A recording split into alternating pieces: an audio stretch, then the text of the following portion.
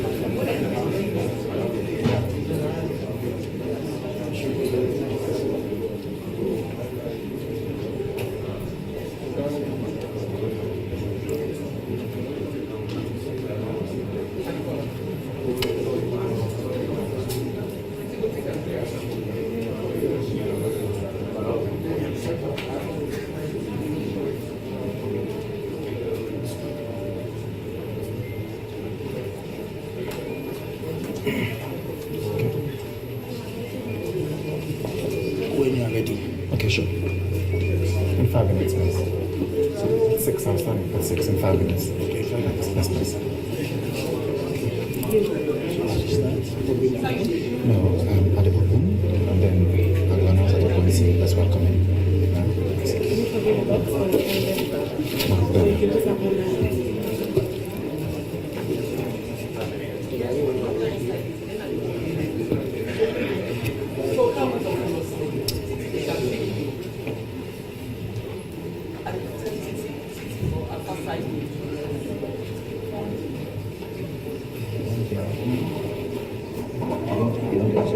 No, don't. That's okay. Just go ahead.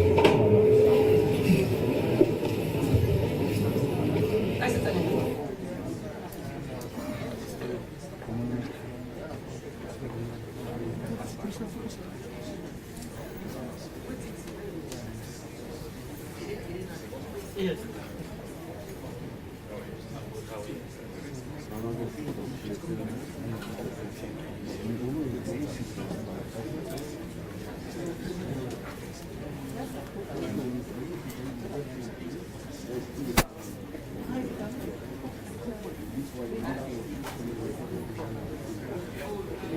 Let me know when we're on.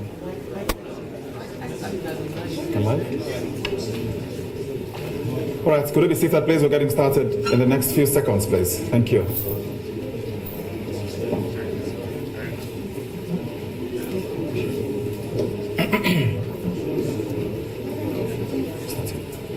Starting in a few seconds. Okay, but we need to bring the daughters in first. Bring your mic is off.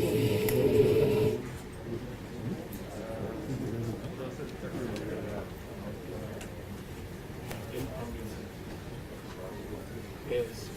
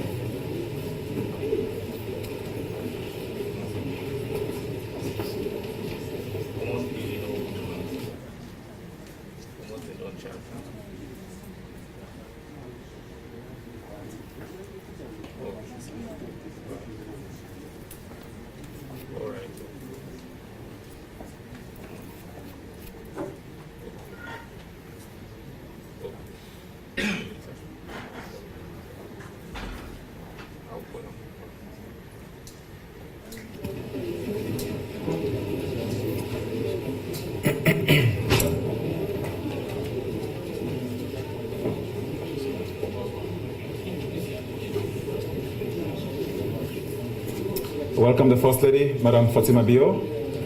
Welcome, Madam First Lady.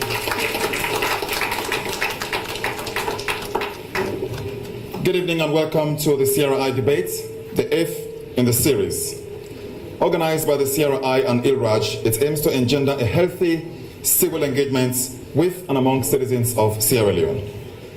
A healthy discourse is healthy for the growth of a nation and for the health of its people. The CRI debate is produced by the AYV Media Empire, and it is sponsored by Mercury International, Africell, and City Globe. My name is Omar Fofana, and I wish to welcome you here. Tonight's event is not the traditional debates we have been used to. For this quarter of the CRI debate, it is a special event, a town hall with His Excellency Julius Maada Bio, marking the 3rd anniversary of his ascension to the presidency of Sierra Leone. On the 4th April 2018, the retired brigadier became the first elected president of our country to have been born after independence in 1961. Coincidentally, it is 60 years this month since Britain handed over control of our nation to us. The president came with his vision to address some of the perennial problems that had beset our nation before and since the Union Jack was lowered in Sierra Leone. They include the setbacks in ensuring law and order, governance deficit, increased poverty occasioned by a sliding economy and official theft, the steady erosion of the country's human development capital, protecting the homogeneity within the diversity of our cohesiveness as a nation, and accountability, especially in the fight against corruption. But how much has President Bio done in the last 36 months to mitigate these harsh realities? For the purpose of this town hall, we shall limit our conversation with the president to those key areas, which, by the way, are cross-cutting. The town hall will last for 90 minutes, including a 10-minute break. And the president will have a 30-minute cocktail with us at the end of it all. Now, we have a very simple and straightforward set of rules here tonight. Please turn your mobile phones on what I call double silence mode. And we should desist from making any sounds of approval or disapproval at what will be said. We will only clap to welcome the President during the interval and at the end of the debate.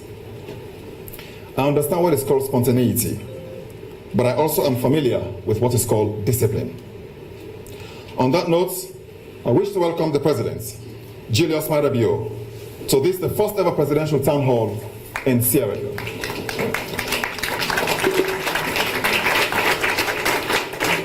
Welcome, Mr. President. Could you stand for the anthem, please?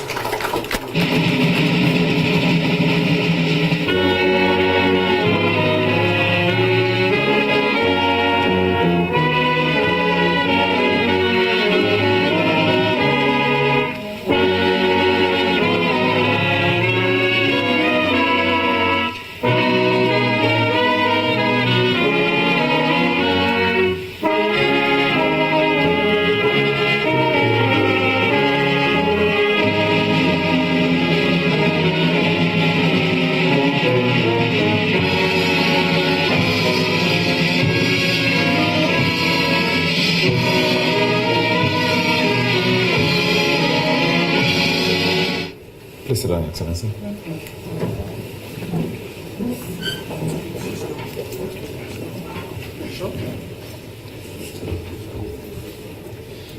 Thank you very much, Mr. President, and welcome. I was going to suggest that since you and I are socially distant, if you could kindly take off your mask, sir. And I reckon you and I have taken our COVID-19 jabs, so we should be fine. Thank you very much, Your Excellency. I will take it off so that they will know that it's not at you. Thank you very much for accepting our invitation here. Now, first of all, Mr. President, what have the last 3 years been like for you as president? Have things panned out the way you had expected them to? Of course, not exactly. It has been a very difficult period, as you can all imagine, because of the enormity of the task at hand. But with the leadership I'm providing, I'm confident that we can lay the foundation to move forward.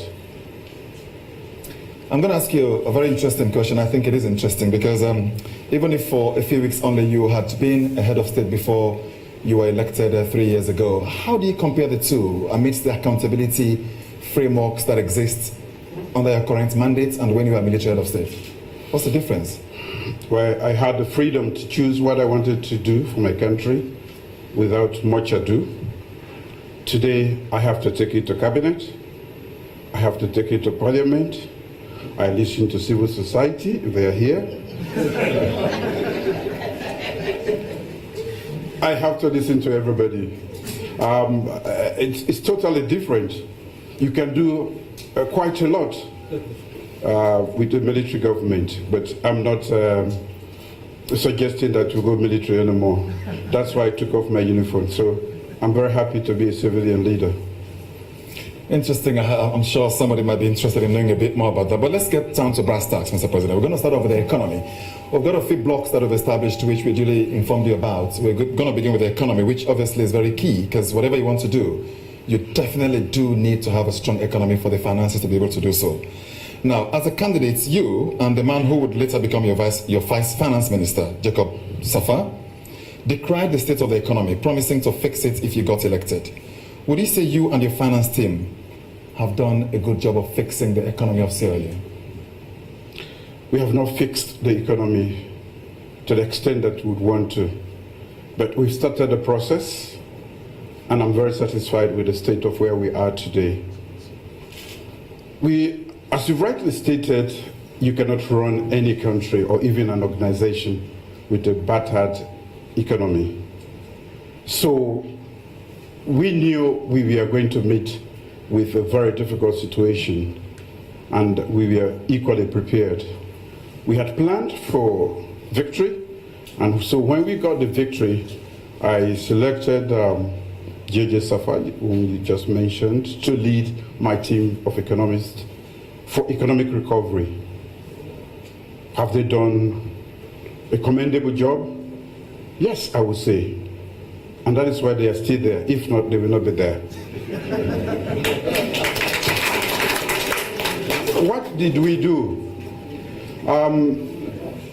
we have a lot of resources, we have not managed them properly. And therefore, we have been dependent on the support of donor partners for a very large extent. And we need them. They are allies in our fight against poverty, in our fight to surge forward in development, and the rest of the activities we're engaged in. We needed to win the confidence of those allies. So what did we do? Well, we made a commitment to them. But I must say first that they had left this country already. Why? Because we, as a country, the former leadership was never listening to them, and there was poor economic management, high inflation, huge debts. Arrears were huge. Everything, I mean, the economic baseline was such that it will actually frighten you to take over a country like this. So with all of that in mind, we decided we were going to do what was necessary for economic recovery. And one of the things we did was to, one, gain the respect and confidence of our partners. And we engaged them, made a commitment to them with certain reforms, and we engaged with those reforms, and they later realized that we meant business and we were committed.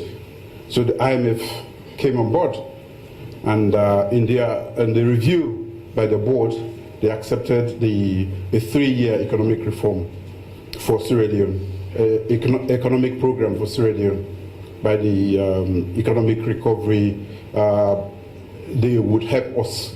But what is important about the IMF is the fact that when you have a program with the IMF, it gives you a clean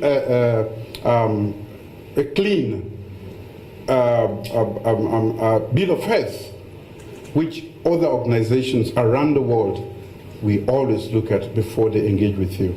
So once we got the IMF on board, the others started to come back, especially donor countries that had abandoned Sierra Leone because of poor economic management. The World Bank and other institutions noticed that we were serious and committed. So that was how they came back. And the rest is history. You can see their participation. You can see even in the middle of COVID, we were able to get over 100 million United States dollars. That was a sign of confidence in our capacity to efficiently lead this country economically. But so, with COVID, Mr. President, they didn't mind. They helped virtually every country, which was the lead, not least developing countries. But you know how they distributed the amounts. And it's interesting you spoke about the IMF giving you a clean bill of health. To the ordinary Sierra Leonean, their basic understanding is the brass task. I mean, the issue of commodity prices, the issue of the value of the leon. And let me just quote you this. The national currency, the leon, keeps plummeting against the US dollar, for example. Let me give you some figures. In March of 2018, the leon was 7,623 to the US dollar. That's according to the Bank of Sierra Leone mid-rate. Now, in February this year, it was at 10,207, the same Bank of Sierra Leone mid-rate. That is 34% depreciation. How do you plan to stop the apparent free fall of the leon? I wouldn't call it a free fall. Definitely we've had challenges. Even when we are making every effort, we are putting our heads to the problem, but there are challenges. The plummeting of the leon in terms of value has been one of those. But we are up to the task. The Bank of Sierra Leone had put in place measures and has been fairly stable ever since. We also, you have to understand also that when we came in, 2 mines had closed down and we were not getting anything from outside Sierra Leone in terms of to boost up our economy. So we had inherited an extremely difficult challenge. And to take on these challenges, we've had to generate money from within this country, not only to man the economy, but also to take care of the huge debts that we inherited. That is no mean task. And because the revenue generation was a commitment we made in my first executive order. We were able to get enough, accumulate enough, to even start a national program which was rolling out the free quality education, which, by the way, is one of the most ambitious and audacious programs we've had in Sierra Leone after independence. So we have been making effort, and we will continue. Our heads, we have our heads around it, but we have to have the right climate. And of course, as we are making effort to understand the economy and how we could revive it or reactivate activities within the economy, then we had the COVID. We have not used COVID as an excuse. I was going to say, because even before COVID, the economy remains stubborn. It has to be stubborn because of the dynamics within it. We are not exporting. We are not exporting at all. So, and you do not start to export overnight. You have to have the infrastructure, you have to have the arrangements, and a lot of other things to be able to produce and to export, and then to have the money. So I will say that this is a job in progress. We have started, and we are going to continue to recover the economy. Now, you spoke about mining companies. We'll come to that shortly, but let me tell you about domestic revenue. In your manifesto, it was clearly stated that your government would ensure that revenue GDP ratio reached 20% by 2021. Now, in normal terms, domestic revenue has increased. However, going by that measurement used in your party manifesto, this is hardly the case. Let me give you some figures as well. In 2018, it was 14.3%. In 2019, it was 15.5% of GDP. Now, in 2020, it fell right down to 13% of GDP. Surely this is nowhere near the 20% mark you had earmarked for this year. Sure. I think COVID has spared no country, and we cannot expect to be an exception. The economy contracted, and therefore our target, and that is one of the, when you asked me, has it been an easy task? No, because we did not factor COVID in our equation at all. But it came in, and it has impacted the world, and Sierra Leone is no exception. So we should be surging forward, and what we want to do is resilient recovery, and we have a plan for that. Once we get COVID behind us, we are going to surge forward again. Hopefully COVID will go away very shortly. That's our wish. But let me talk to you about the issue of revenue GDP ratio in the area of expenditure, because if you can't get more, you cannot certainly expend more. But the figures here do not seem to add up. Now, the Public Expenditure Tracking Survey was conducted by your administration, but the results have never been made public. Now, there is this perception that the results would have shown your government in a bad light, hence it wasn't released to the public. I'll give you some more example. Wages and salaries, page 95 of your party manifesto. When in opposition, your party manifesto was clear about what you termed the uncontrolled wages and salaries of the previous government. Again, I put it to you in terms of numbers. In 2016, wages and salaries amounted to 1.8 trillion leones. In 2017, they went up to 1.9 trillion leones. In 2018, when you came to power, let's say halfway, wages and salaries increased to 2.1 trillion leones. In 2019, your first full year, they went up to 2.5 million. And in 2020, 3.3 trillion. There is clearly a pattern that your government is adding to the wage expenditure, especially between 2019 and 2020. What would you say accounts for that bloated public expenditure? The wage bill. If we are not doing exactly what we are supposed to do as a nation, we will never move forward. Development will never be realized in this country. Before today, you will realize that everybody was talking about, especially the nurses, the teachers, PIN code, PIN code, PIN code. We trained a lot of people, and we just abandoned them. But we need them. And in fact, as I speak to you, we still need more nurses, we still need more teachers. We have taken in about 5,000 teachers and 4,000 nurses. And that is still woefully inadequate. How do you want to be taken care of if you went to the hospital today? Effective, efficient nurses. They are not there. A lot of them have been trained and they were not on the payroll. They were volunteering for the most part. And when you do that, you don't expect a lot from them. We are talking about education. How can we embark on education without the quality aspect, which is provided for the most part by the teachers? Thousands of teachers are still languishing after having been trained. So, but let me come back to this. The opposition, or those who talk about the wage bill, they were not able to pay that small number. But we have been able to pay ours consistently since we came.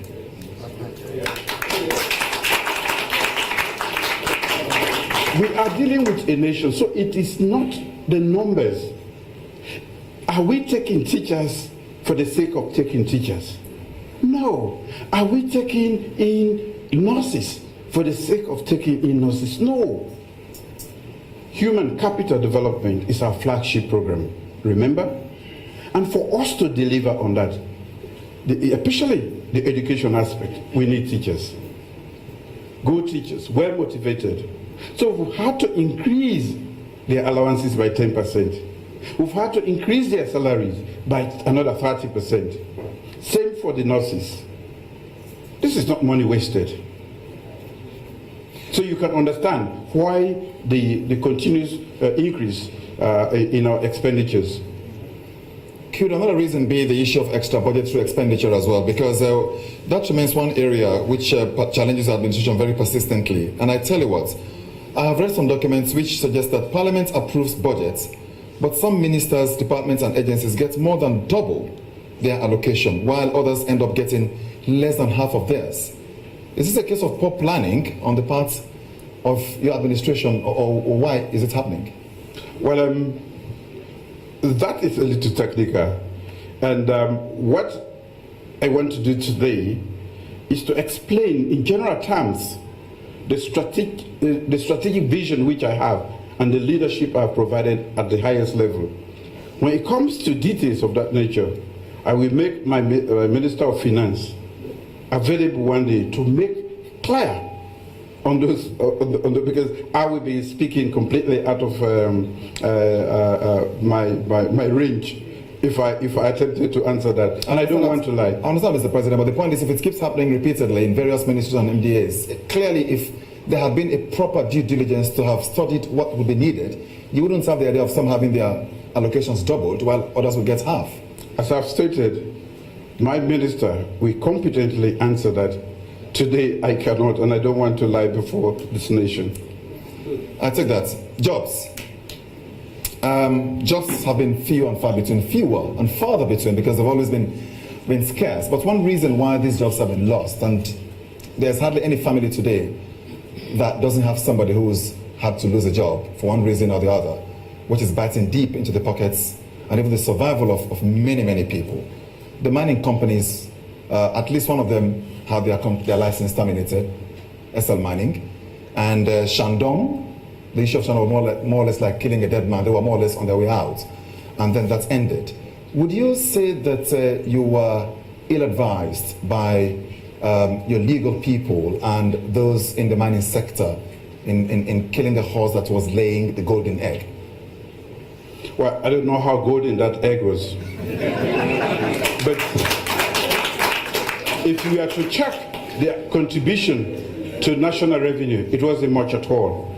Provided jobs, quite a lot of jobs, Mr. President. Yes, we are going to provide more jobs, but we need to correct the mistakes that was involved in the mining lease agreement that they had.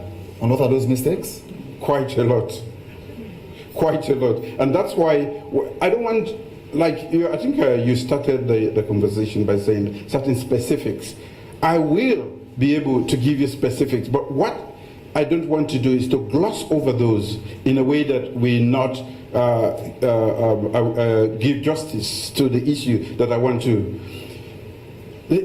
SL Mining decided to go out to the court. I ordered them to negotiate. So since the matter is in the courts, I don't want us to talk a lot about that.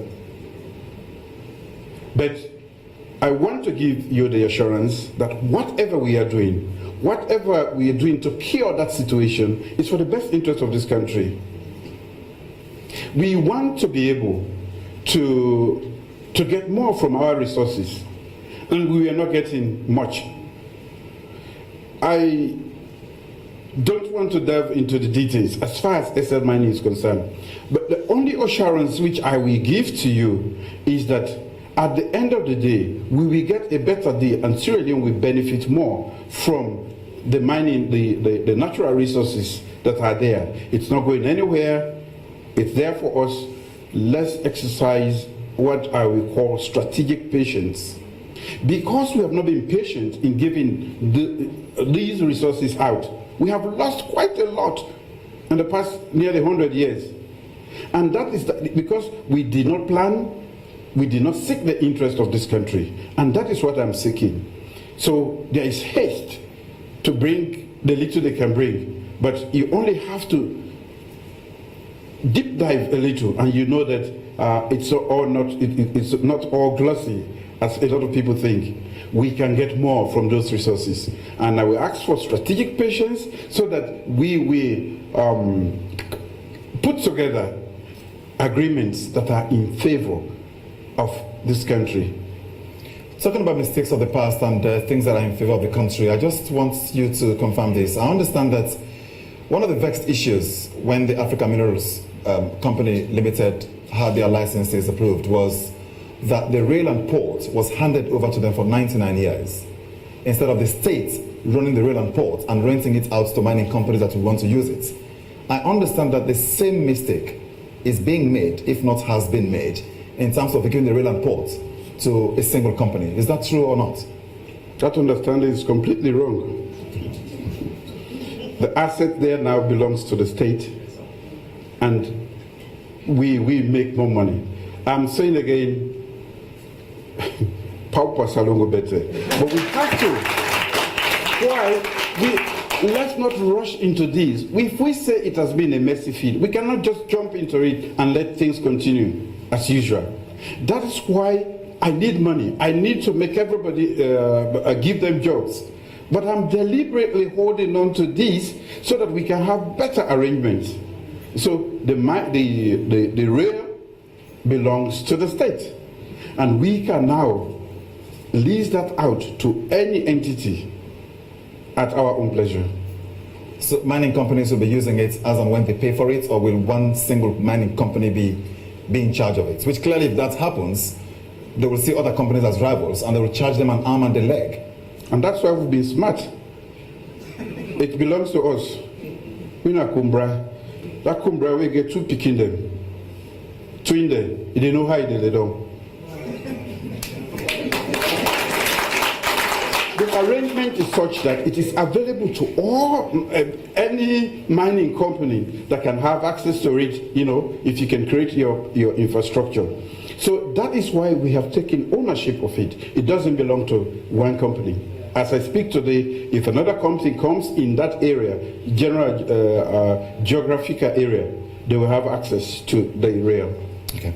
Now, what must Sierra Leonean businesses hope for in terms of economic conditions? Tax incentives, less bureaucracy in awarding of contracts, and access to policy stakeholders? In other words, how do you improve on the doing business atmosphere in Sierra Leone, which some people say is cumbersome? Yes, not as cumbersome as it was. How has it improved? Not as cumbersome as it was. We know that we need to improve on the business climate, and one of the ways you can do that is to clamp down on corruption. We now have a board that examines every proposal that comes here that is of significance, so that we can look into that before they are given the okay to go ahead. And once the board decides on that, you can basically accept that your business is going to go ahead. And that is manned by me and my vice president, because we noticed that a lot of companies that come here and they will stay in the hotels and leave because they are being harassed by different people who try to mediate between them and the offices. So we have to reduce that and to reduce the bureaucracy. We have decided to create this board, and that is taking care of that. And it's a one-stop shop facility wherein we will look at the strategic goal of any particular enterprise and see if it aligns with national development and what we want to do. And if it sits well with it, our business is to facilitate. We will give you a stamp of approval, and once that stamp of approval is given to you, you can actually get things done. But when I spoke about corruption earlier, it is because if and when we as a nation, I am leading the fight on corruption, but I need everybody in this hall and in this country to support and embrace the fight against corruption. If we can reduce that, it becomes easier. There is this thing of 419, where we have Sierra Leoneans who specialize in that, and they drive out genuine investors. That is corruption. You are depriving the people of Sierra Leone of very good investors. Not all investors are patient and are good investors. We want to be able to screen them and be able to make sure that they will not encounter all of those challenges again. We are giving tax incentives. I will cite two companies, the ones producing paddy and Kisi industries, producing the oil. We want to help those. Those are here. They are using local content in terms of their raw material, and they are moving, that they even started exporting. They deserve to be supported by us. So for all other companies that come here, depending on the nature of what you want to do, and we try to provide support for them in terms of tax incentives and any other thing that you think we support you to easily get established, which is the most difficult. Which means also that we have to be serious about our infrastructure, electricity, water, and communication, because you don't want to come and set up your own plant to support your factory. You don't want to look for water if you want to set up a factory. So, but these are highly cash-intensive infrastructure programs. But we are working very hard to make sure that we have them at hand for those who need them most. Any idea when that one-stop shop will be established? It's on already. We officially just have to launch it actually. Okay, now we go to your flagship project, the issue of human capital development. With the benefits of hindsight, would you say that the proclamation of free quality education was a bit rushed? 4 months into office, you pronounced it. Would you say you should have probably given yourself 1 more year to have put things in place? Classrooms are overcrowded, teacher-student ratio is discouraging, and structures do not seem to be really functioning as they should because of the sheer scale of the project. Do you think you should have waited a little bit? Once the Athens of West Africa, now at the back of the queue, if you want to cover up, you don't start crawling. You get up and start running. You will fix all the others along the road. But you must crawl before you walk. You must walk before you run. That is the mistake. There are times you get up and start to run because you have been there before. and you know the benefit of quality education. We were ahead in this sub-region, if not in Africa. And because of our carelessness as a country, we are now at the back. You are not going to start to crawl. Get up and run. All the others we fit in. We are successful right across a lot of indicators. If you want to fix all the classrooms before you declare quality education, it won't be in this term. If you want to have all the money, train all the teachers, it will not be in this term. Take the bull by the horn. The whole bull will come. And the issue of scrapping the senior secondary school year 4, I know that when you were with the NPRC, that was one of the pet projects then. Is it a matter of going back to what you believed was right at the time? I'm asking this because essentially what the kids now have is only 2 academic years in senior secondary school, because they go to SS1 in second term and they write their WAS exams in the second term of SS3. So effectively it's only 2 full academic years. Don't you think that is what has led to the mass failure in the WAS exam? No. You seem to like NPRC quite a lot. And that brings very interesting memories to me and a lot of people here.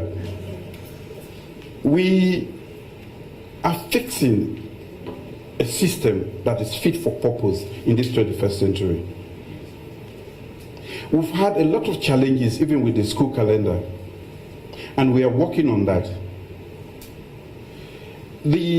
What has been happening in the past, as you know, like with examinations,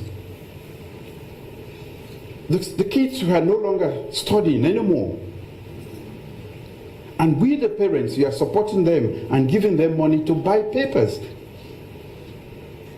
The teachers and the principals, we are helping them to have access to this.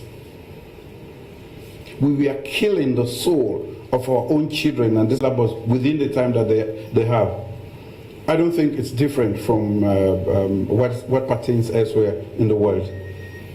Now, that's basic and secondary education. Let me quickly take you even if telephone messages from students of Limcock Wing, which is a private university. And I know of one former student of that university who has dropped out, is now breaking rocks to survive. He's forgotten about pursuing his higher education. And we don't even know where that is going because it's a private arrangement. I understand that, Mr. President, and I think I'm a big fan of the Catholic University in McKinney, probably in part because my wife is Catholic, but also because that place has done a lot of good things for that part I'm of the a country. Catholic, maybe you should like that more. But maybe somebody could say UNIMAC should have also benefited from that. So we can argue about whether or not the state should pay for students. Benefited from the pay you're talking about to a private university. But the point remains that your administration continued paying for them for 1 year. Had you not thought about all of that before you raised their expectations and paid for them for a year and discontinued? We had just been approached. We had campaigned on human capital development, poor students, and we were faced with this. We decided that was an interim measure, and then we wanted to find a permanent solution. And this has been difficult to find, and that is why I have tasked the new minister to really delve into this matter, deep dive with all stakeholders, including the students, so that we find a solution to this. We'll quickly talk about the health sector under human capital development before we go for a break. Are you satisfied with the state of the nation's health? No. It's a work in progress. It's been a very long time working in progress. 3 years. 3 years. What has changed? One of which has been taken by COVID. We tried to make an unfair comparison. We cannot change the health system without the necessary resources. Do you think anything has changed? We cannot change the health system without the human aspect of it. Left with me, I want the health system to be like the NHS. National Health Service in the UK. Correct. Tonight.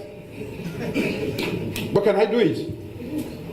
Do I have the human beings capable to do it? Do I have the money? What we have been able to do is to take, especially a primary health care. That is almost everywhere in the country. We are taking care of that so that we can prevent the occurrence of a lot of diseases. When we came in, anecdotal evidence has suggested that our intervention through the National Ambulance, Emergency Ambulance System has reduced mortality and infant mortality rate. That is because we were able to deploy all the ambulances. We had to fix them. Remember, they had already started looting parts of it. Some of them had their engines ripped off. We had to repair everything, and we have deployed them around the country.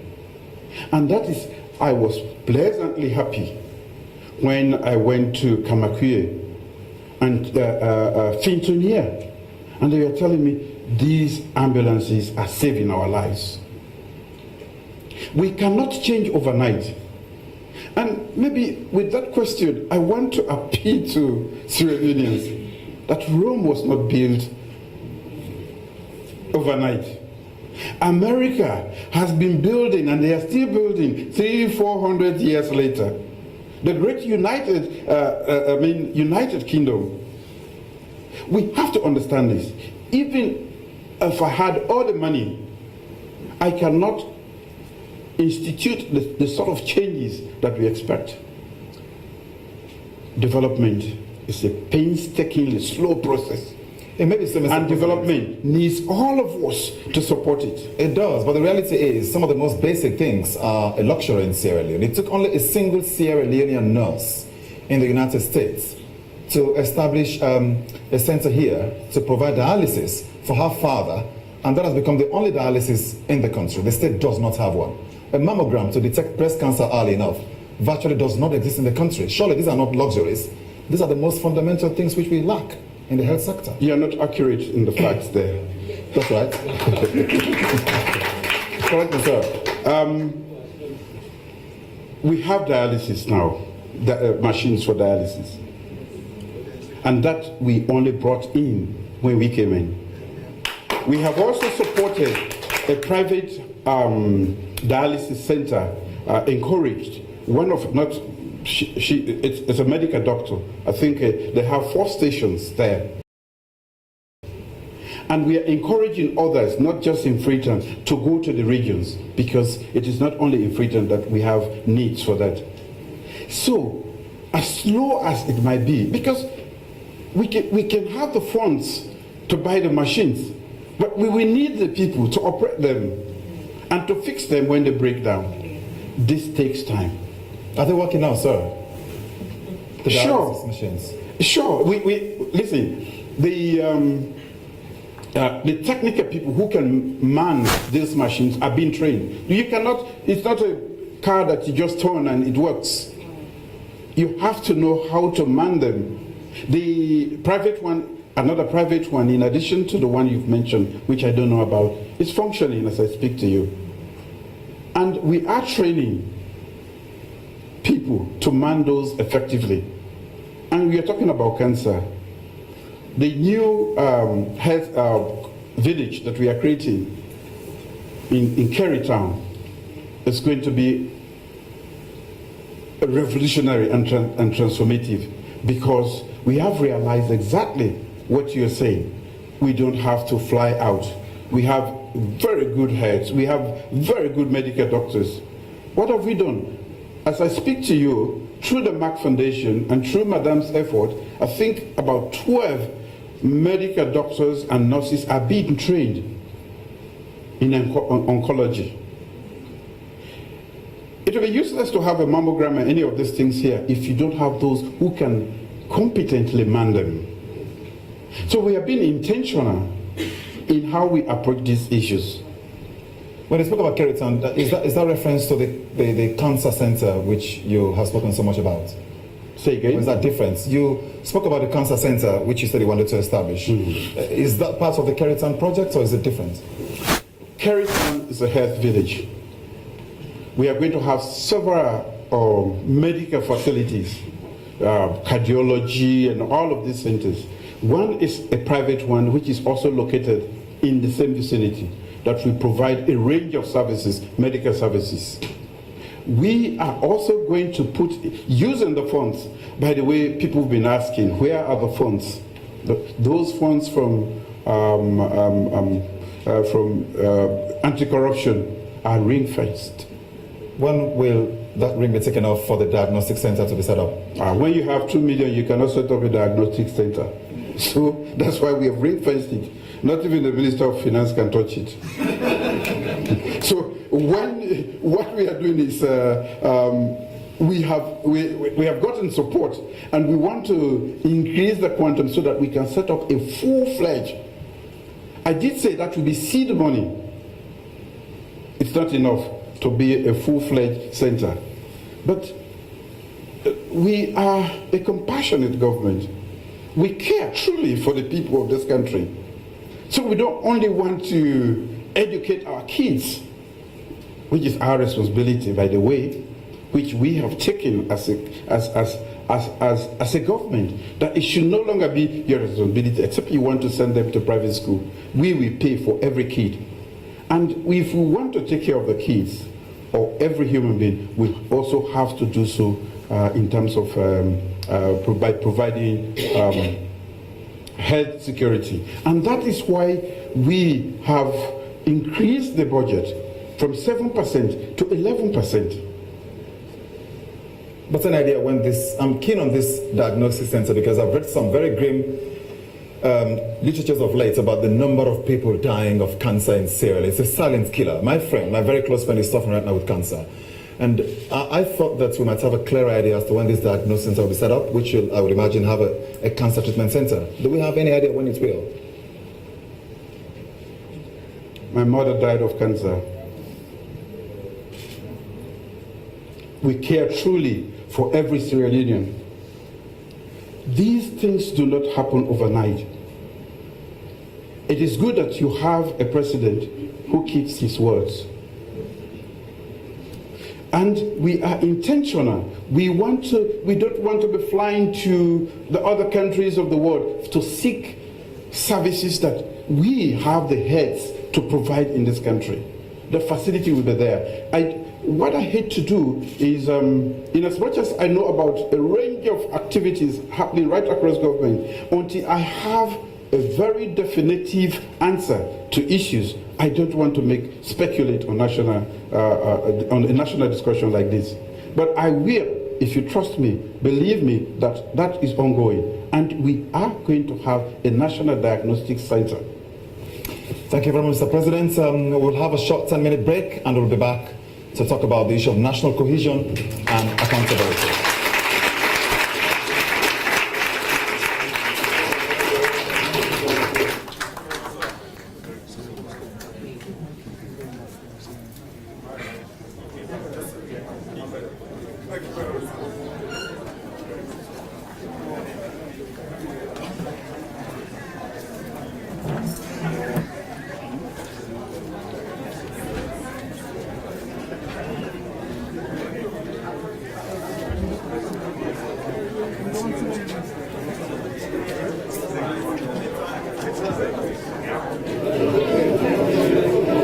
Thank you. Thank you very much. Sorry, could you please go out and come back in 5 minutes, please? Thank you very much.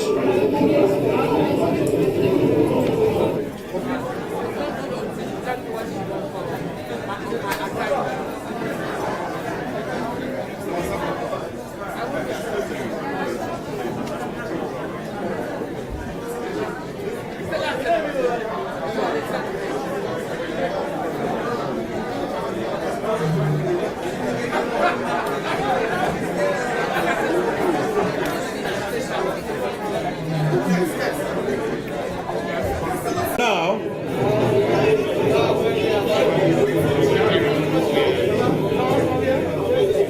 hello, thank you very much.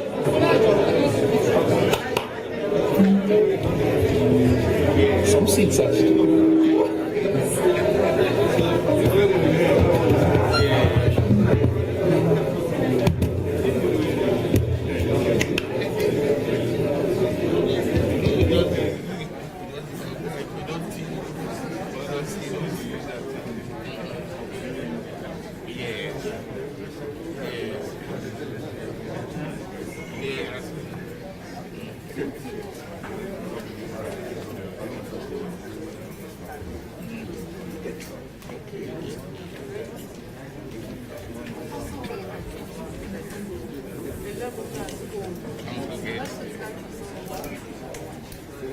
has been thrown out the Chief Examiner's Office.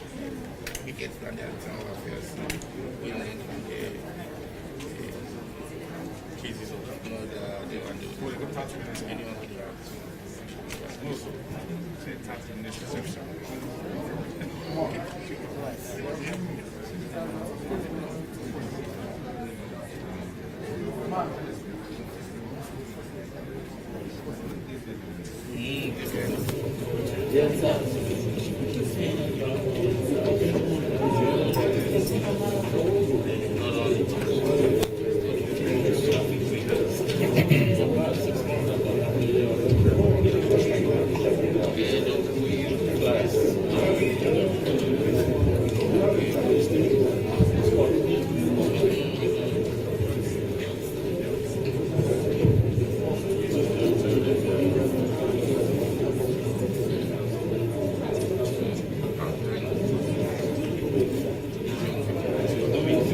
Ready?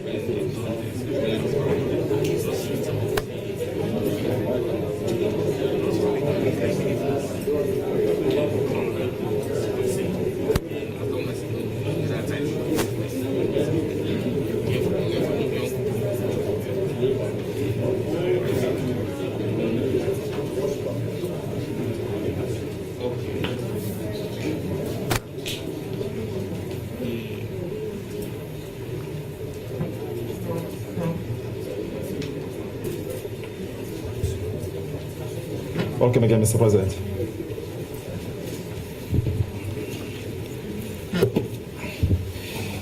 Thank you very much. I hope that was a needed 10-minute break.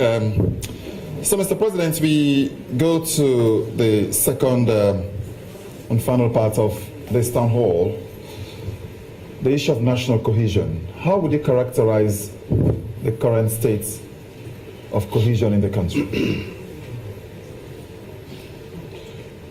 Truly speaking, we have been a divided nation, mostly along political lines.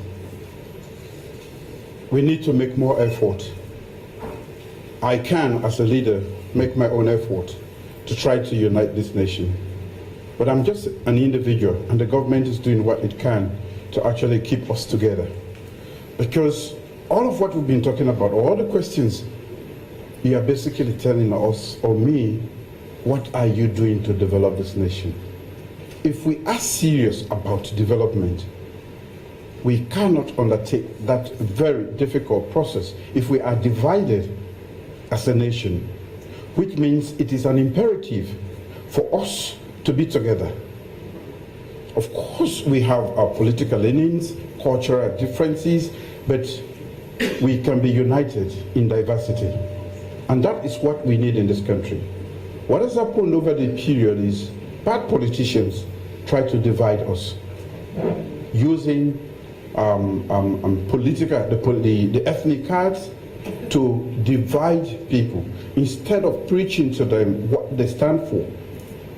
So, to a very large extent, politics is what has divided us. Let me go back to a short history which I learned about not too long ago. And that is in Port Loko. There is a town there that was manned by mostly Mendes from Bonth and Kailam. And they settled there, Romani. They came to help Baibure to fight. And they settled there and they've been there. Why I'm telling this story is because it tells us that we have been working across ethnic lines, regions. It is only now that bad politicians have introduced the ethnic card, regional card, and that's why we are divided. It's an imperative. Do you share in that blame yourself? Well, I don't subscribe to ethnic politics, regional politics. The fact remains that opposition members say they are being shut out of job recruitments. They say that survival has become more difficult for them because they feel ostracized by your government. Do you think that's a fair complaint? Opposition? Yes, please. The opposition. The opposition. We don't ask for who is in the opposition. We ask for qualifications. Well, the way the politics of Sierra Leone is, we can agree to disagree on this, but Sierra Leone, our politics is largely along regional lines. So when I say opposition, it's people in the north who feel hard on by your establishment. I have a lot of friends and I have a lot of people from the north, and a lot of people voted for me in the north. Yeah, a white man can have a black friend, but he's still racist. Well, I'm not that white man. I know I have a significant number of people out there who support me, besides the Sierra-Leoneans. Let's forget about their support for me. And even when I go there, that's what I say to them. I've gone to the north more than I've been to the south and the east. And you know why? Because that is where I had the least vote. But that is because they don't know who I am or what I stand for. And I need to convince them. And I believe they are a part of this country. So I don't discriminate along that line. They are going to cry foul, as you know. We have to change certain people when we come in. It's done all over the world. Biden did his, and nobody will accuse him of tribalism, regionalism, and that's the same thing that is done in the UK and elsewhere around the world. But for the most part, we have not pushed out anybody from the civil service. Yeah, but in certain offices, you'd expect that somebody shouldn't lose their job because, of a change in establishment. Like which office? Like in certain parastatals, lots of people lost their jobs when he became president. Not necessarily because of fraudulently or I'm going to be judged by my performance and delivery. If you are in the opposition and you are going to be a hurdle in my way, I have to get somebody who understands me, who believes in my own manifesto pledges. A hurdle by not supporting you, or a hurdle by undermining your establishment, or what? Both. Both. They do a range of things, completely unnecessary. Should somebody lose their job, Mr. President, because they did not support you? I did not talk about support. He said both, Mr. President. Somebody does not support me, he is likely to be a hurdle. Much more likely to be a hurdle. And that's what I'm saying this. We have relatives, APCs, in certain key positions. I don't want to name names. I protect them because they are performing. They know that. All I need from any Sierra Leonean, perform, whether you are red in color, at heart, and even outwardly, you will stay in your place. So really, let's face it.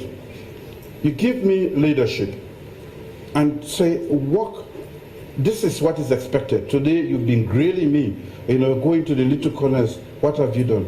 I need people that I know who have a record of performance. They have integrity. They have ethics, good work ethics. Those are the people I'm going to look forward for, to come in. I'm not going to go to a stranger that I've never worked with, don't know, and then I perform poorly. You're not going to ask, how many people did you take from the opposition? Besides, Umaru, we were in the opposition. And not you, me. And you know that livelihood was an issue. I don't mean to revenge. All I want from any Sierra Leonean is work hard. And that's where unity is actually. When we came in, we drew up the medium-term national development plan. Of course, we sought the input of other stakeholders right across the opposition and so on and so forth. For me, I say human capital development, education for development. We need to continue on that path for a long time for us to realize. So we need unity. We need to get the buy-in of the APC for this to work. We need to get in the buy-in of C4C for this to work. So that is where the unity is. But talking about unity, we decided to put together the Commission for Peace and National Cohesion. Yesterday, I was being told, do you talk to the former president? I said, I do. He calls me, and I call him from time to time. When last did you talk to him, sir? I don't keep a calendar of that. Have you spoken to him since the anti-corruption started investigating him? I don't keep a tag on that, but I will tell you, he and I speak regularly. But that should be easy to determine whether it was before or after the ACC. I just don't want to give you a definite answer, but I know I have spoken to him. Frankly speaking, you can verify that with him. Right, and how is your relationship with him? He's a senior statesman, and I treat him like that. Do you crack jokes when you talk on the phone? A lot of APC don't have jokes to crack with me. And we are APC. I take that to mean no jokes between the both of you. What do you talk about? Well, if you attack me in Bo and almost broke my head, I don't think there's a lot of joke that we can crack about that. If you went to my house and told the whole world that I had an asset that can destroy this whole nation, and you could not find a razor blade in my home except my shaving, what? We don't have a lot of jokes to crack about. I take it there's a mountain of frost between the both of you. I'm not saying that. Those are your words. I talk to him when I want to talk to him. He calls me when he wants to talk to me. He is a senior state Suriname, and he should be treated with respect. He has his entitlements, and those should be given to him. Would you ever countenance the possibility of letting him off the hook? I'm assuming there is a hook on him in terms of the COI recommendations. Is that something you're countenancing? Just forget about anything having to do with pursuing the former president? I don't see a hook yet. So I wouldn't assume at all. If there was one, would you countenance? When we come to that, then we will consider. Is that a yes, sir? No, sir.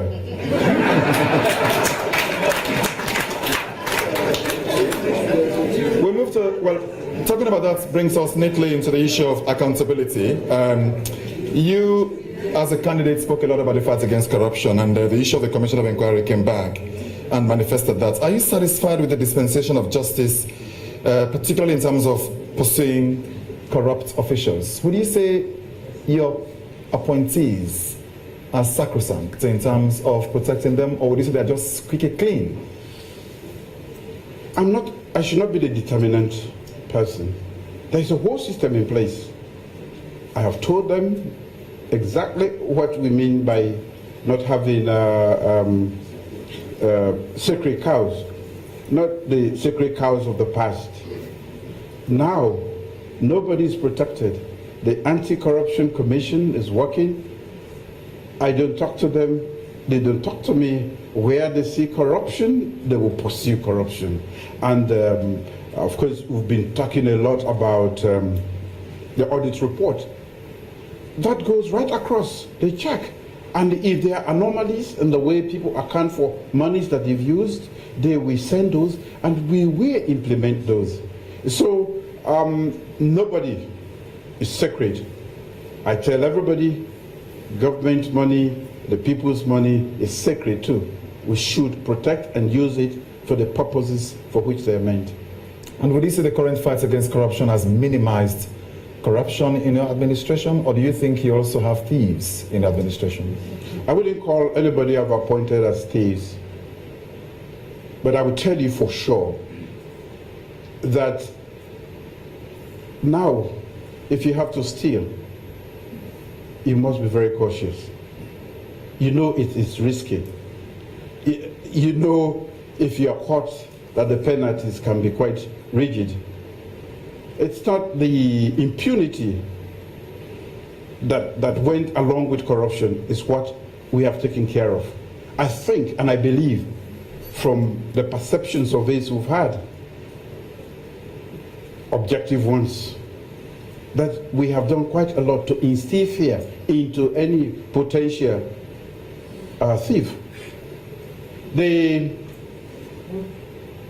When I took over, I remember, we had a meager 49%, according to the MCC. Now, we are way in our 80s. That means we are working. This is not an easy fight. It is not going to be won overnight. Excuse me, we have all been corrupt in this country.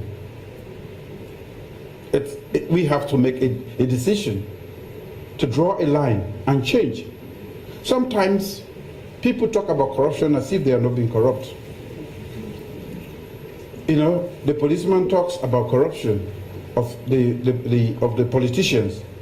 You go to the hospital, they ask you to bring a paper to write on it. That is all corruption. What we have to recognize and acknowledge as a country is that it is not a single person that has been corrupt. It became a culture, and that culture, fighting against a culture, is not an easy fight. It's a collective fight, and I invite every Sierra Leonean to take this fight seriously so that we can win this battle against corruption. Yes, the fight against corruption will have to continue, to be honest. And I think I should ask you a bit about governance generally. Would you say you are pleased with the relationship between the central government and the local government? I ask this in particular because of the apparent frost in relations between the mayor of Freetown and the Ministry of Local Government. Well, in any human organization, there are certain dynamics that go wrong.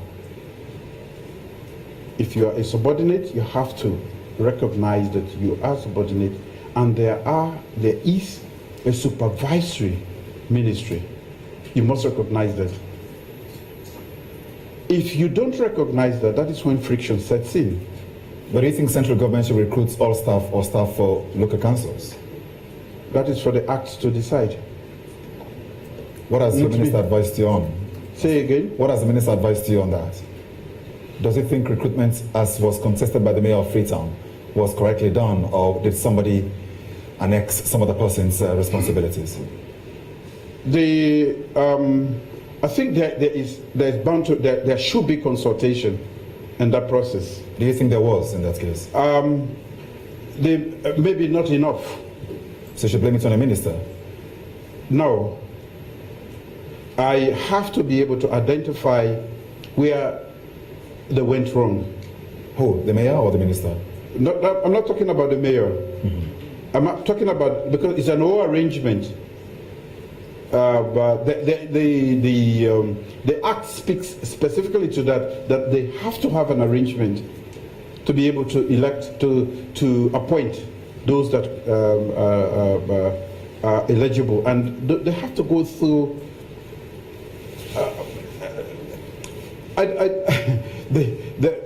You've spoken about a frosty relationship, which I think what I've suggested to the minister is for them to have an investigation into this whole matter, because it projects a wrong image of what we really want. Would that be fair? It's like the ministry may be serving as judge and jury at the same time. Well, you are assuming it's going to be the ministry that is going to. Yeah, because that's not my intention. It's to have stakeholders who are going in there to sort out the problem and not to compound it. And therefore, you cannot take the ministry or the minister to be in charge of that. But there are Sierra from other walks of life. You can actually put a group together and say, go delve into this, look at the documentation. Who has the power to do this, and where did they go wrong? And then make recommendations. We asked people to send in to email us to ask questions, and one of them asked Dumbuya, particularly asked about that. He says that you are most times quiet, probably reticent about happenings, including that's involving the mayor and the Ministry of Local Government and the Auditor General. He feels that you should have spoken a lot more about those issues to have calmed down the situation. As you very well know, I don't talk normally. I am not a flippant leader. That's my leadership style. You have to understand it. I comment on national issues as and when it is necessary, extremely necessary. But what is going on there is going to be investigated. for the Auditor General, I know about what is going on. I've heard about it. She and I discuss issues.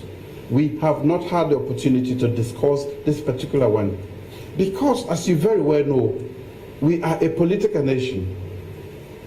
Even at death, we carry our party colors. So, when issues like this happen, for me, like I said to you much earlier in this conversation, the Audit Service Sierra Leone, as part of our accountability structures, if we are serious about corruption, we have to listen to them. They have to be, they have to do a credible job too, so that they can identify the issues that are wrong, the issues that take place in the various ministries and departments, and that way we can start to address. When people talk about not addressing, we have only changed a few people in the system. It's the same old system, the same old people. So you don't expect them to change their ways of doing things immediately. The Audit Service is one of the most respected state institutions in Sierra Leone. And you have said that it's their responsibility to hold the government accountable as much as the law allows them to. Do you feel sorry for the Auditor General for what she seems to be going through, which some say is harassment, for doing a good job, auditing your system? Do you also pity me or my wife when they talk about her? The Audit Service, you mean? Talk about you and your wife? No. But I'm specific in terms of the audit. You're talking about her now. You seem to be concerned about her. But you know what has been said about my person, my wife, and all of these people sitting here? Maybe you are politicians, she is not. Public officer. She is a public. When you step into that space, there is no more fence. You are open. They say everything and anything about you. You think my intervention is going to stop? No. Maybe. I take that point, Mr. President, but the point is, be that as it may, do you sympathize, or at least do you empathize with her for what she's going through? I do. And you know, should I call it the accusation you're making? It's the same thing my wife tells me. They are telling me I'm a thief, I'm not this, and she cries and that. I say, I've been called worse names than that. But nobody called me to come here. I chose to come here. If you can't stand the heat, don't go to the kitchen. That's a good way. I'll just read to you some messages we received via email, Mr. President. Ronald Gidwani says, Mr. President, what has been your biggest or greatest challenge so far during your presidency? So many. The biggest? I have to order these challenges because in Sierra Leone, everything is a challenge. And they are all big. You call Babala.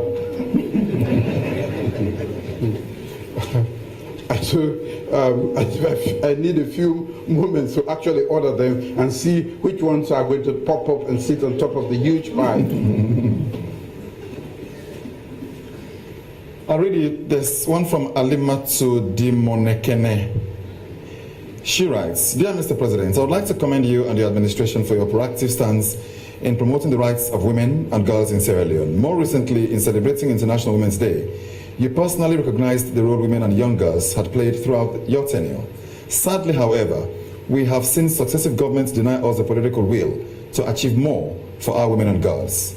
As you said in your speech for International Women's Day, you will support the call for the action women leaders are making. However, as women and girls, we cannot attain our full potential due to barriers such as gender-based violence that keep women and girls behind. Your Excellency, sir, I and many other women and girls who are victims and survivors of abuse today are asking you to grant us the ultimate gift. Here it is. We ask that you once and for all remove tears and pain from us and ban female genital cutting outright. It is the only area of SGBV where there is so much ambiguity. I don't know where the ambiguity is. This has been a very thorny issue the body politic of our country. And of course, successive governments have not been able to bring it to rest. But there is a law. There is the children's, what's the name of the act? Child Rights Act, which protects them from certain cruel traditional practices, harmful practices. That one presupposes that there is a law.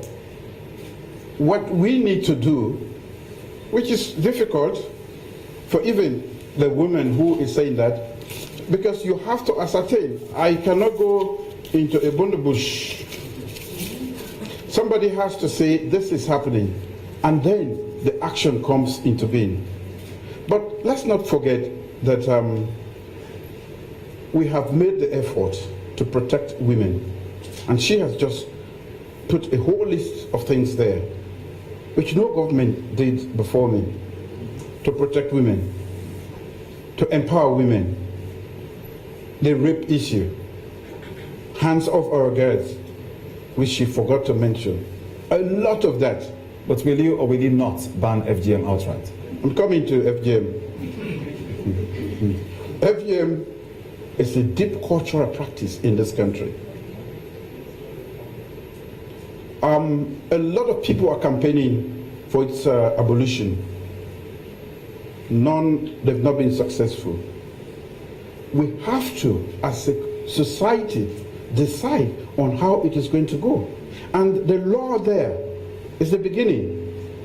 Until you are 18, you are not supposed to be subjected to these cruel or whatever traditional practices. After 18, you make a decision. That is a good beginning. If you go like that for the next 10, 20 years, this is a practice I believe will die out for itself. But I don't think you want me to commit political suicide. But there is already a So measure. what does that mean, sir? You mean you're not going to commit yourself to banning it? We have a system that is taking care of that very slowly. Very slowly. Very slowly. All right, let me put this to you. There's another letter here from Ahmed Sahid Nasrallah from the live audience, who writes, Mr. President, I heard you on Radio Democracy speaking strongly on the Cyber Crime Bill 2020. What assurances can you give that if passed into law, it will not automatically reverse the huge gains your government has made in the area of free speech and free press? And I'm sure it means by the repeal of the criminal libel law. How will this protect that legacy? I cannot be that ambivalent to repeal a 65, how many years old, yes, law and then replace it with another. I'm very intentional. Let's face the fact, cyberspace is a new space. And a lot is being done there that can harm us, harm society. Elsewhere around the world, people are now making these laws to just regulate what happens there. So, I mean, by now my intentions should be clear to this nation that we are not here to clamp down on free speech. I could not have taken that political suicide, which, or attempted that, when all my colleagues before me were afraid to step into that space. So it should be clear to everybody that we are doing this because now they think it is the government that wants to use it. No. But we saw incitement in the cyberspace that caused the death of people in this country. People use cyberspace to violate you, to damage your whole reputation, to do a lot of harm, instill fear. We are talking about peace. One man who effectively knows how to handle the things in the cyberspace can cause war in this country. So, is it wrong to try to regulate that space? No, I truly believe that it has to be regulated. There's enough freedom there, but there should be certain constraints that do not impede on the right of other people. Kiva James, again in the audience here, says, you said you have a one-stop board now that you and your vice presidents will directly look over in terms of guiding investors? I mean, this being so, what would be the role of Sleeper? Will it not be duplicitous, or will Sleeper go? The board I'm talking about is the National Investment Board. Sleeper is a part of it. What we want to do is to provide strategic leadership. If there is a project, because what has happened is everybody is an investor in this country. People come with less than 5,000 and we hold their portfolio, we go behind after them, oh, I get investor. We want to just get rid of all of this. You come to us, you give us a proposal. I will be sitting there. If I'm not there, the vice president will be there. The Minister of Finance, Trade, and everybody will be there. We straight away determine whether this is anything to go by. If we decide, we make sure Sleeper, the corporate, what everybody, they have to immediately certify that, give you all your papers in a very short time. That is basically it. Right. An anonymous one here says, what are your mistakes or regrets so far? I mean, personal actions and policies. Any reflections? Mistakes. I've just started. 3 years, Mr. President. Mr. Moderator, 3 years in the country's history is so short. It's so short. So you have no regrets, so you've made no mistakes, you think? Mistakes. Could you have appointed a lot more women, for example, in Ghana? I will appoint women. I have women. More women? More women. Seems grossly inadequate compared to the population of women in the country. Yes, but like I told you before, maybe we are using different criteria. As and when I know more women who can deliver and believe in what I am doing or want to do, be sure they are going to come on board. I don't discriminate against. But let me tell you a story. I lost my dad when I was only 4. And I've never had a male in my life. You've never had a male? How do you mean? At home. Oh, okay, yeah. So I believe in women. Mm-hmm. They are among the best when it comes to resilience, when it comes to determination. All that I am comes from a poor woman who is not lettered. May her soul rest in peace. So I truly believe in women. So when I fight for women, it is from the heart. When I appoint women, it is from my heart, because I know they can be more loyal than us. They are great fighters, and they deal with stress more comfortably than you and I. I see you are going bald already, and you're a very young man.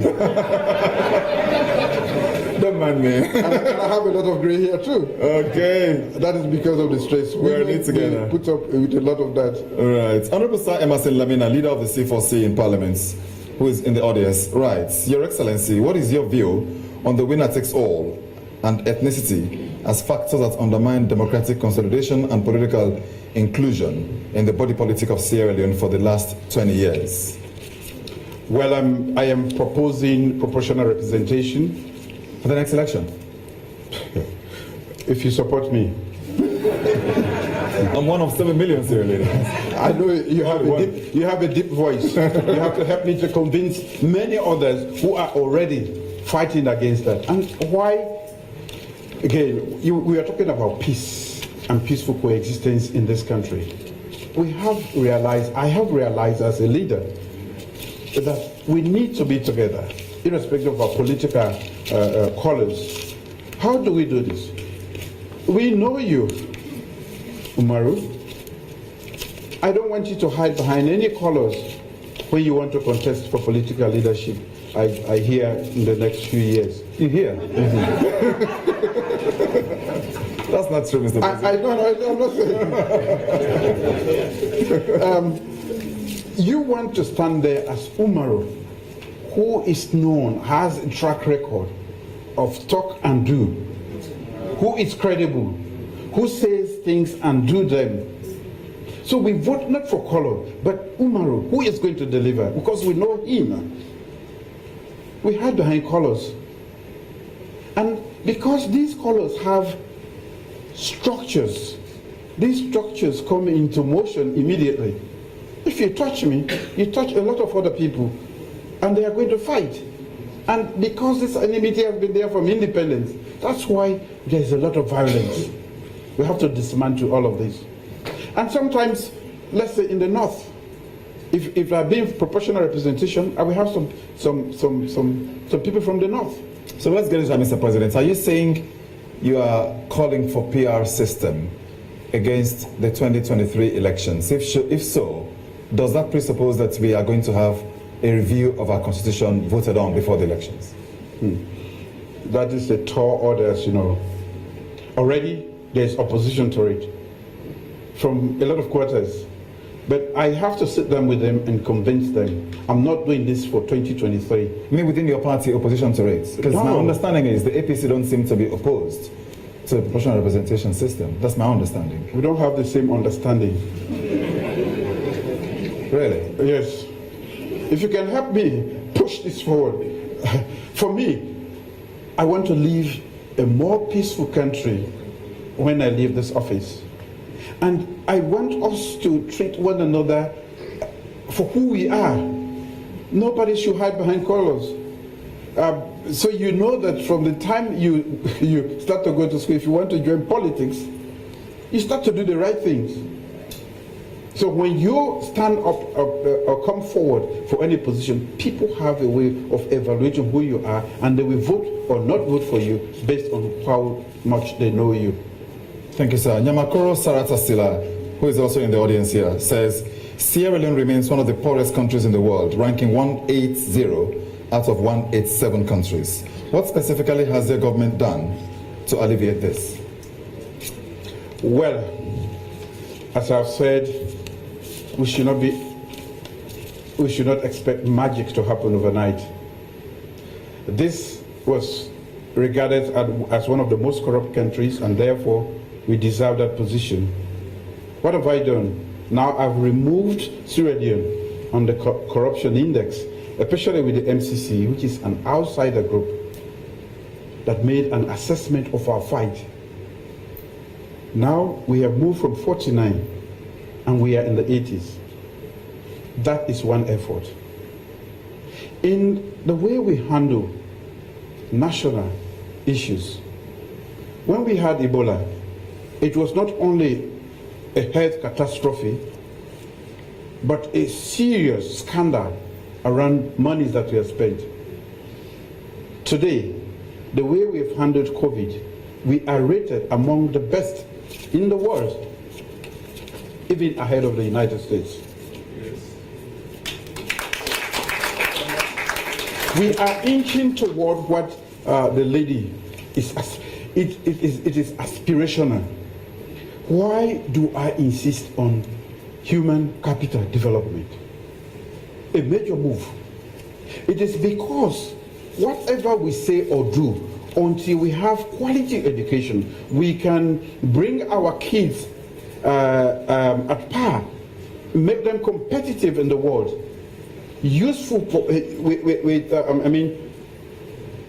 as useful citizens in the 21st century. We are never going to move an inch forward. So, very slow, it may be very slow, but that human capital development, which once made us the Athens of West Africa, I've gone back to it. We are the most important asset in this country. You can count your diamonds, gold, and that, and one day they are all going to be finished. We are going to be here, and we do development, and we are the target of development. Until and unless we invest in us, human beings, we can never move. So all of these baby steps we are taking is towards that aspiration, to remove us from that stigma, that shameful position in the world. They are baby steps. The countries that lead us today have had to take theirs, and they've been taking them for over centuries. That is why you have the United States, you have the Singapores of the world, you have the United Kingdom, and Canada, Australia, and all Germany, France, and all of these. They have had to deliberately, intentionally say, we are going to surge forward. And you take step after step. And it requires the commitment from all of us. And that is what I would say, that I invite the whole of Sierra Leone.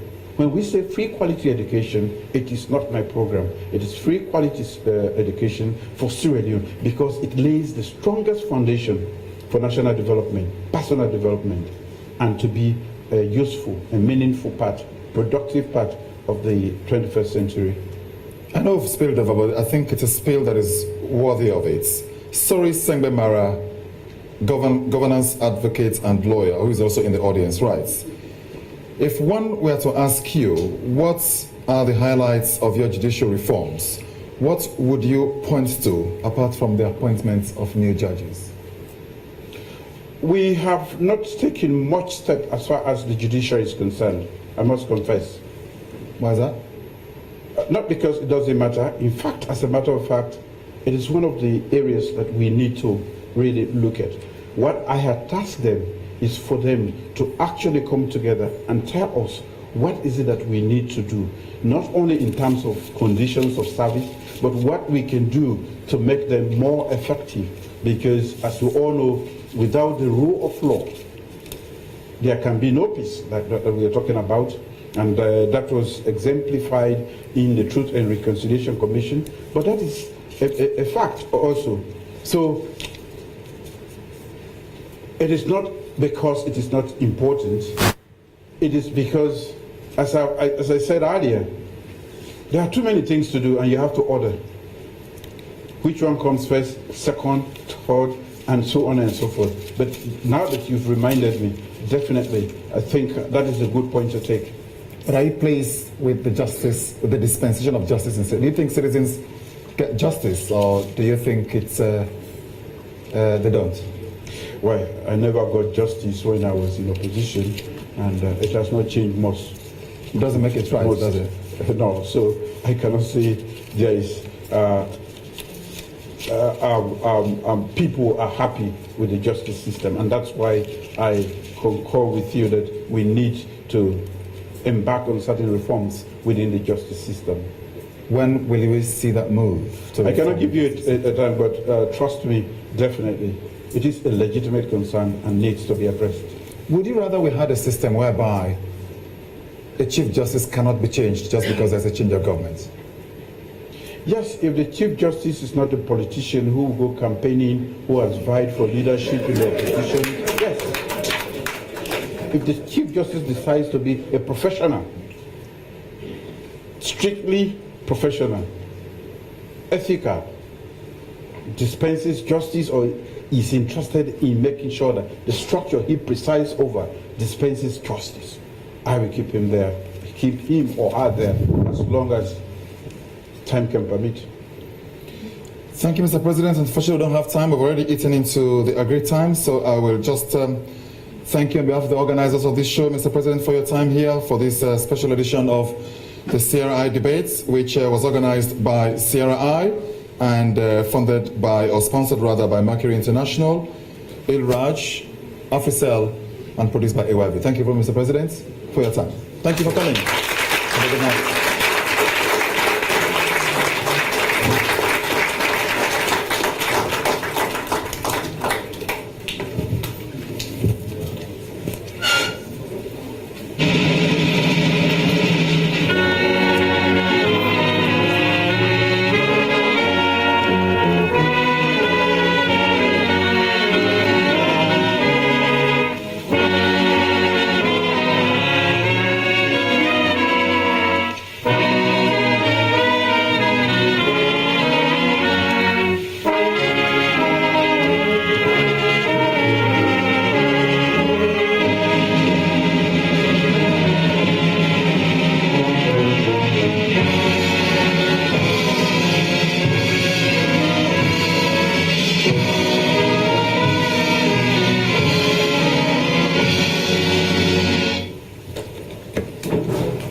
we have a 30-minute cocktail outside. The President has agreed to hobnob with us. Thank you.